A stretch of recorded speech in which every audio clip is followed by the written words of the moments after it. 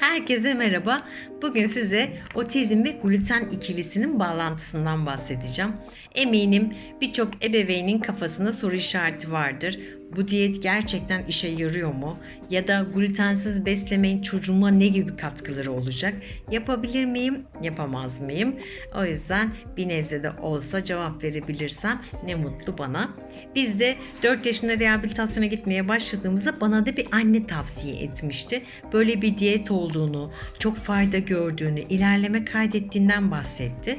Ben de dedim neden olmasın? Yapabilirim. En azından ya bunu da yapsaydım, bunu da deneseydim dememek için inanın ki her şeyi deniyordum. Her şeyi can kulağıyla dinliyordum. Araştırıyordum tabii ki öncelikle. Araştırmamı yapıyordum. Uygunsa devam ediyordum. Böyle bir diyeti duyunca hemen baktım GAPS diyeti diye de geçer aslında. Bu diyete de çok benziyor. Ama doktorumuz buna diyet gibi bakmıyor. Beslenme şekli, yani glutensiz beslenme şekli gibi bakıyor. Çünkü doğru olan da bu. Diyet demek çok doğru da olmaz. Ama internete bakarsanız otizm ve GAPS diyeti diye de bir sürü video vardır. İnsanların düşünceleri falan da herkes anlatıyor. Doktorlarımız da neler söylüyor onları da dinleyebilirsiniz.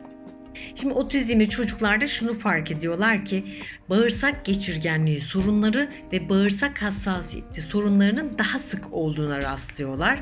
Bu yüzden de hemen glutensiz diyet uygulama çalışmalarına başlıyorlar.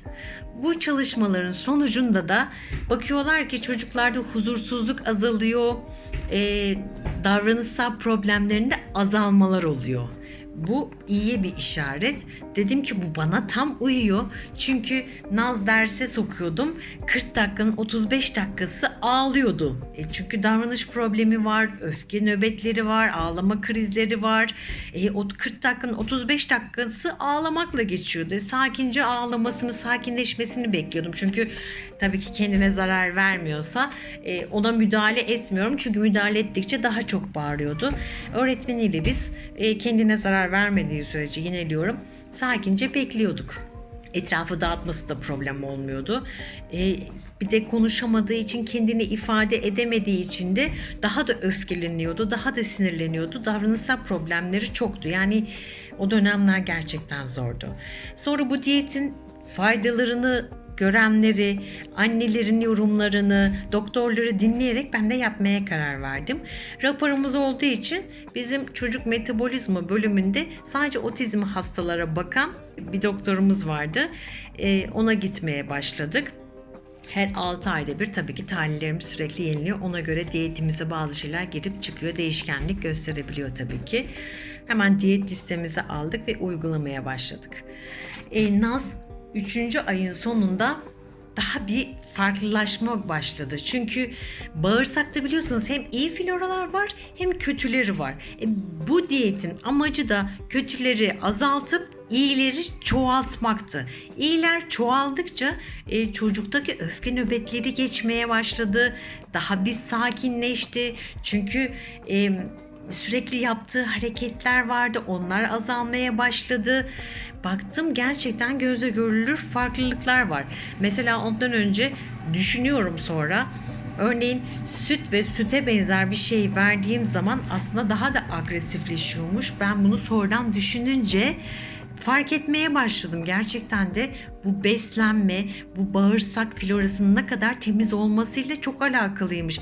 Bağırsak ne kadar temiz, beyin de o kadar algıda açık, söylediğini anlıyor, daha verimli geçmeye başlıyordu. Yani bu diyetten önce eğitimle 1 ilerliyorsam bu diyetten sonra 3 ilerlemeye başladım. Çünkü telefon tableti kestim. Gluteni hayatından çıkardım. Bu arada ben yumurtaya alerjisi olduğunu öğrendim. Çünkü yumurtayı yediği zaman dışarıda bir reaksiyon vermiyordu. Ben bunun alerjisi olduğunu bilmiyordum. Ama meğersem her yumurta yediğinde aslında çocuğumun içine sürekli kötü floralar yerleşiyormuşum, zehirliyormuşum gibi oluyordu. Bu da ne yapıyordu? Onu ondan sonraki, yedikten sonraki hareketlerine yansıyordu. Daha sinirli, daha agresif, daha huysuz oluyordu. Yumurtayı hayatından çıkardım. Yani bağırsağın hassasiyeti olan her şeyi hayatımdan çıkardım. Çıkarınca ne oluyor? Çocuk bağırsağı daha temiz ve beyin daha iyi işliyordu. O yüzden bir ilerleyeceksem 3 ilerledim. 3 ilerliyorsam 6 ilerledim. İnanın ki çok faydasını gördüm. Siz de mesela buna dikkat edebilirsiniz. Bir yiyeceği verdiğinizde belki hassasiyeti var. Ondan sonra belki hareketlerinde değişme oluyor.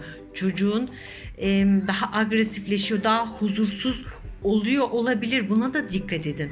Belki onun bağırsağında bir hassasiyet vardır. Yani o yüzden gluteni hayattan çıkarmak gerçekten çocuklara çok fayda sağlıyor. Yani şöyle bir şey var. Otizmi sıfırlamıyor. Yani bu diyeti uygulamak, GAPS deyin, glutensiz beslenmek deyin, hangisini derseniz deyin. Bu otizmi tek başına asla sıfırlamaz. Ama eğitimle, sevgiyle, sabırla çok fazla desteklerseniz çok fayda görürsünüz. Düşünsenize, Naz'ın diyordum ki bir anne desin bana yeter diyordum. Hiç konuşmasa da olur diyordum.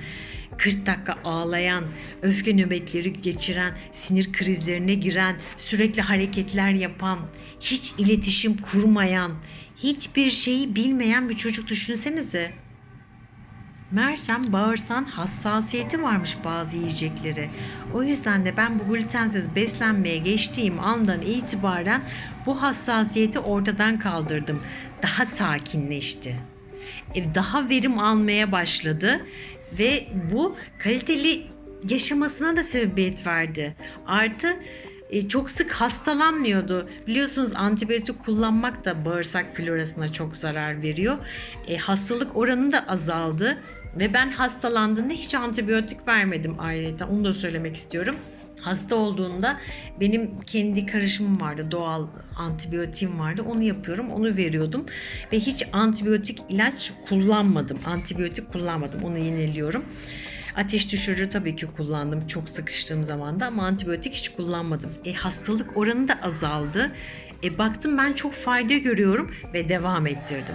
O yüzden bazı çocukların bağırsak hassasiyeti daha fazla oluyor.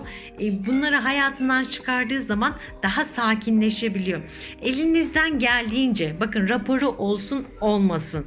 Yani gluteni hayatına dahil etmemeye çalışın. Paketli yiyeceklerden uzak durun. Gerçekten gluten ne kadar az, vücudundaki bağırsaklar ne kadar temiz, ikinci beyin gibi beyinde o kadar algıda açıcılık oluyor. Yani vücudunu zehirlemek yerine vücudunu o zehirlerden arındırdım ve o yüzden de bir yerine 3 ilerledim. Yani 3 senenin sonunda hiçbir şey bilmeyen bir çocuğa İstiklal Marşı'nı ezberlettim.